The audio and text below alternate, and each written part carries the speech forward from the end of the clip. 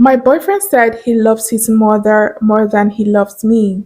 Is this a red flag? Hey family, welcome to another video. Here is another episode on answering questions and giving my honest opinion, brutal honest opinion about them, breaking them down and giving my advice. So listen and get ready to say what you think or give your advice in the comment section. Your advice, your opinion, your comments will be much appreciated because it might help somebody in the same situation also.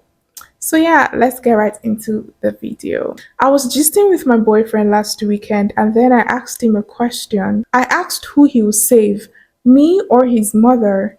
He just said his mother, of course. He didn't even hesitate or wait for me to properly finish my question. When you play stupid games, you get stupid prizes. What is that nonsense question that you're asking a man that you're dating? Will he pick his mother over you? What are you expecting him to say?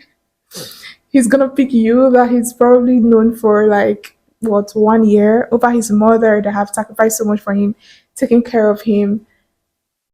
Seriously? I don't know why people do this, and it baffles me all the time. Why do people do it? Why are we always trying to pick? I know we women like to fight each other, but honestly, I don't even get the feud between mother and daughter-in-laws because I feel like they are not on the same level. Somebody said you can't compete where you can't compare. These are not two the same people. They are not on the same category. You know how they used to say type of foods, the classes of food. They're not on the same class. You can't put one, two, number one, number two, number three, number four.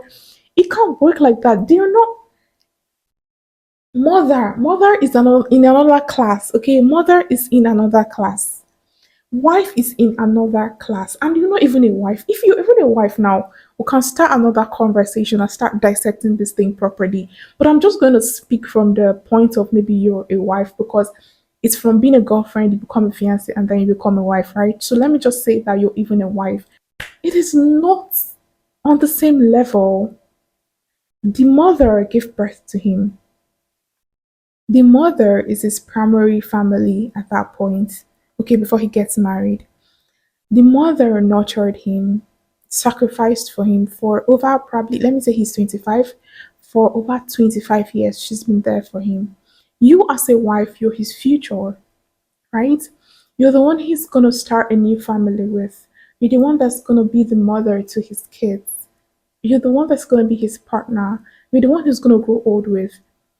He's not going to grow old with his mother. You can't be his mother and his mother cannot be you.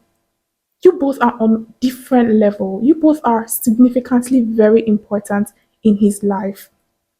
Okay? I'm not trying to say who is more than who at some point because the mother is actually going to die and leave him. So he'll be left with his partner to do life with his partner. He's going to have more years to spend with you than his mother. So you guys are not on the same level at all.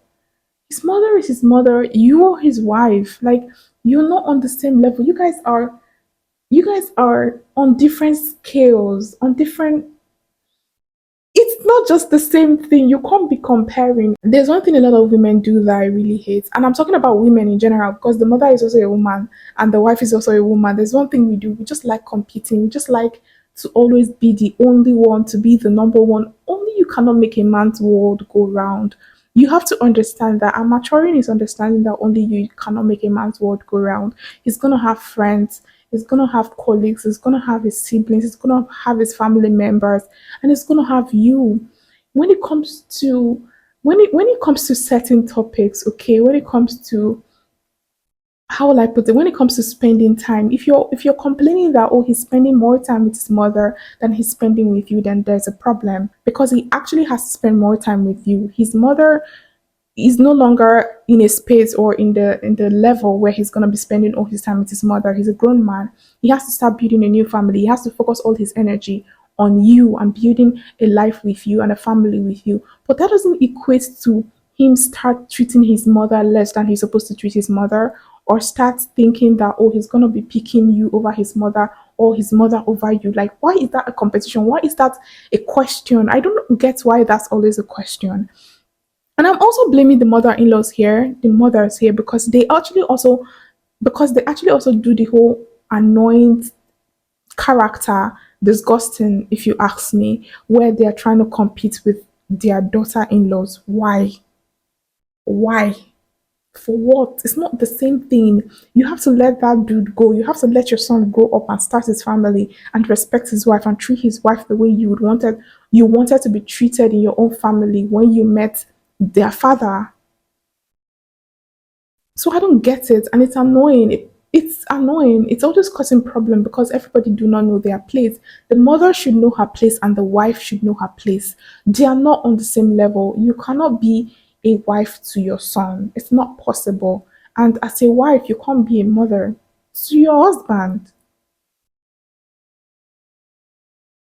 You can't take him back inside your womb and give birth to him. So you guys cannot exchange roles. Okay, I feel like I've talked too much on this part. Let's continue. I was very sad about this. He now started saying that his mother has suffered for him, and if not because of her sacrifice that got him to where he is, I won't even want to marry him. He's not lying. He's actually saying the truth because you're just a girlfriend. Like, you've not gone that far with that man. You don't expect him to start picking you over his mother that he has known for a long time. Like, you guys have not gotten to the point where you're that committed to each other on that level where he now has to leave his family, his mother and his father to cleave to you or something.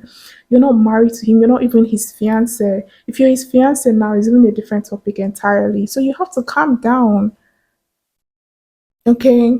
He has reduced in my eyes. That's actually funny. I do not fancy him anymore. Well, you're kind of stupid for that sentence, Sha.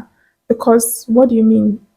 What do you mean? If he's your son now, you'd be happy he's not picking a random girl that he just met like 5 months or 1 year ago over you. So why are you saying that he has reduced in your eyes? You should actually be happy that he understands sacrifice and he's gonna be loyal to the people that has been there for him, because when you also get to that point with him, he's going to be loyal to you. And generally, off topic, this is one thing I notice a lot of people do, right?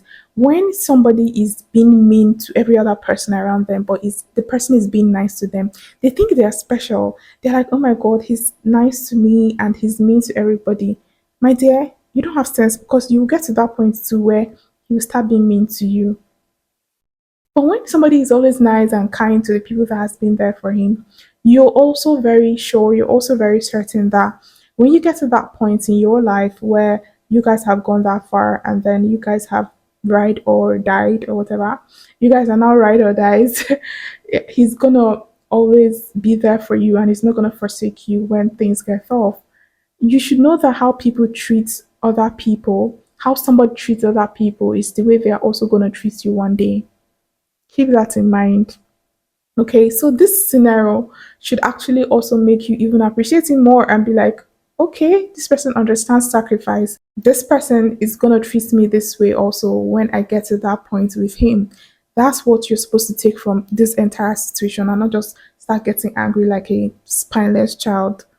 Grow up, I beg. I don't fancy him anymore. I want a man who will sacrifice his family and his life for me. You all make me laugh on this podcast every time. I don't know why I want to read it again because I feel like I spoiled the whole thing by laughing. So let's read it again. I do not fancy him anymore. I want a man who will sacrifice his life or his family for me. Oh shit, sacrificial lamb. His mother will always be his number one, and I'll always be his number two. You see what I said about ranking? You're not supposed to be ranking with your mother in law. Your mother in law is not supposed to be ranking with you. You guys are not on the same level. It is not the same relationship you have with that man. It is not.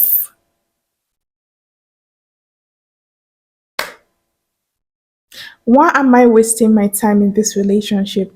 Ever since that conversation, I don't look at him the same way anymore. To be honest, I think he actually kind of dodged the bullet. But then I don't want to say he dodged the bullet because I feel like you're just in a place where you don't understand yet. And I was once there where I felt like I should be the number one thing in my man's life. Actually, not with his mother, because I always know that you can't really equate yourself with somebody's mother. Like, it's not the same thing, it's not the same level.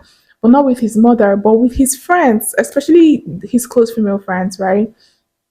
I've been there before where I felt like I just got into your life. I'm your girlfriend. I should be like number one already. But I had not proven myself. We were just like maybe a few months into the relationship, like maybe 6 or 8 months into the relationship.